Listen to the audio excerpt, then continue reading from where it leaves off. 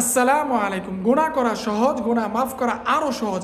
হ্যাঁ, গুনাহ করা সহজ, গুনাহ মাফ করা আরও সহজ। গুনাহ করা সহজ না? হ্যাঁ, আপনিই বলুন গুনাহ করা সহজ না? আপনি কি জানেন গুনাহ মাফ করা আরও সহজ? আপনি চাইলে সহজেই আপনার গুনাহগুলো মাফ করতে পারেন। শুধু তাই নয়, জীবনের সমস্ত গুনাহগুলো।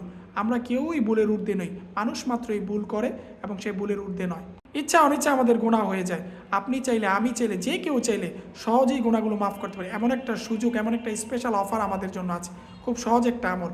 প্রত্যেক ফরজ নামাজের পর আল্লাহ রাসূল বলেন, প্রত্যেক ফরজ নামাজের পর কেউ যদি সুবহানাল্লাহ ৩৩ বার, আলহামদুলিল্লাহ ৩৩ বার, আল্লাহু আকবার ৩৪ বার পড়ে, এরপর আল্লাহ রাসূল বলেন কেউ যে আল্লাহর প্রশংসা করে, লা ইলাহা ইল্লাল্লাহু ওয়াহদাহু লা শারীকা লাহু লাহুল মুলকু ওয়া লাহুল হামদ ওয়া হুয়া আলা কুল্লি শাইইন কাদির, এতটুকু, জাস্ট এতটুকু যে কেউ যদি পড়ে, তার জীবনের সমস্ত গুনাহ মাফ করে দেন। শুধু তাই না, তা যদি সমুদ্রের ফেনা পরিমাণ হয়, সমুদ্র কত বিশাল, তার ফেনা কত কত, এই পরিমাণ গুনাহ আল্লাহ আপনার মাফ করে দিবেন।